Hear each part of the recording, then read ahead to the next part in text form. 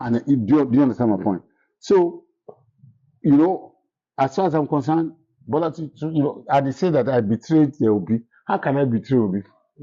How? There's nothing to betray. Number one, I came into politics in 1978. Obi was not anywhere, you know, even I think he was just completing whatever he was doing. So, you know, my life and political destiny cannot be tied to the ambition of Peter Obi. It's not possible now. Destiny and what I do politically cannot depend on Obi's ambition. I wish Obi were. That's the truth. God is my witness. But as far as I'm concerned, I am done. We wanted to achieve something. We didn't achieve it. But another Southerner, you know, won, which was our original aim. So, you know, indirectly, God has answered my own prayers. And to make matters worse for me, the man who won is from the Southwest and is a very good friend of mine. It's politics that separated us. I cannot but wish him well. I didn't vote for him bad enough. I didn't support him bad enough. But now that God has put him there, why should I be against him? I cannot be. And that is not a betrayal. I didn't say I betrayed Bola Tinubu. Peter Obi was Atiku Abubakar's vice presidential candidate. Atiku Abubakar brought Obi into national limelight. Do you understand? Obi, because of his own ambition, which was correct and due, left the party and contested against him. If you say I betrayed Peter, what did Peter do to Atiku? It's not fair.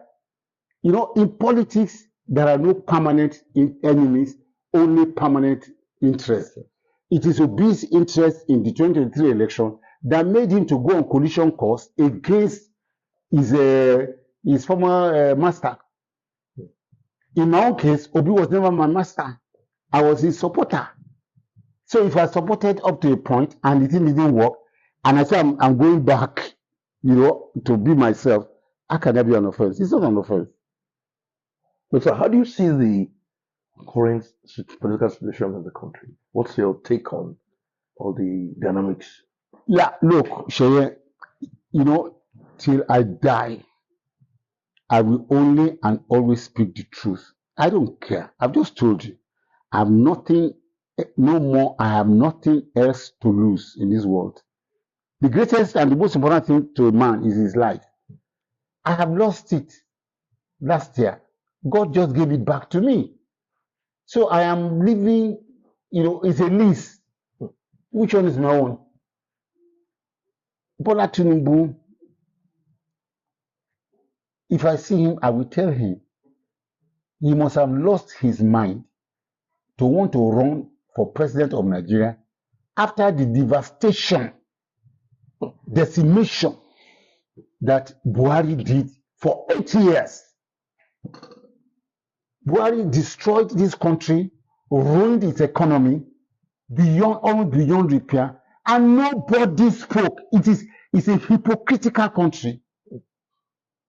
Nobody spoke, nobody demonstrated, nobody shouted, not a word from anywhere.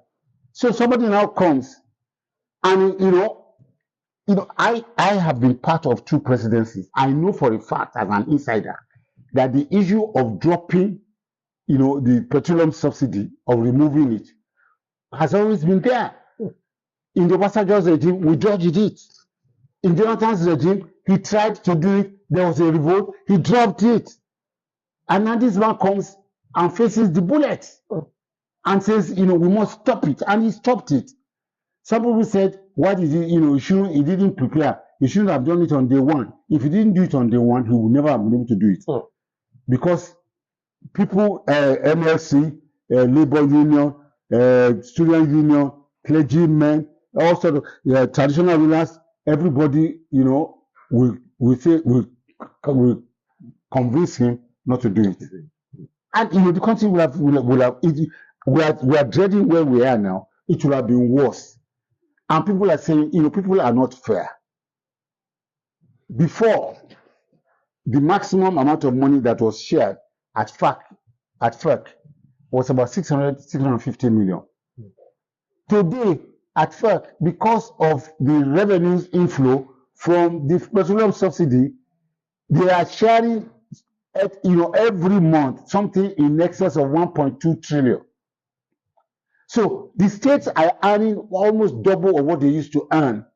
So ideally, they should do a lot more at that grassroots level.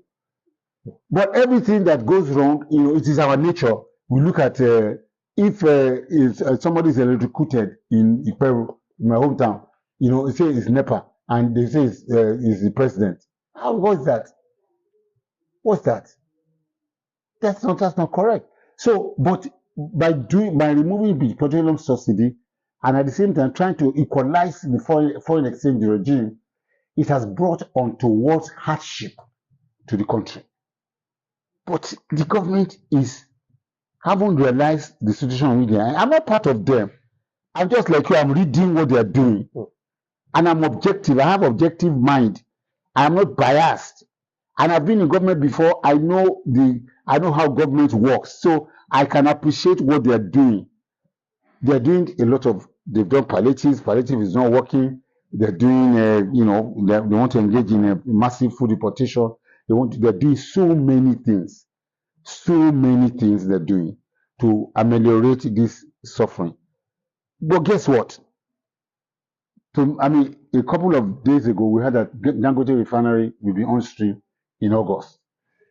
Port Harcourt will be on stream. Port Harcourt, Warri, Kaduna will be on stream in December. By January of next year, the NNPC said we'll be net exporter of petroleum products. But definitely, I know that the petroleum price of petroleum products is going to drop. Once it drops, it will affect the prices of, carriage of goods and services. So food inflation will also drop. But this, it will take time.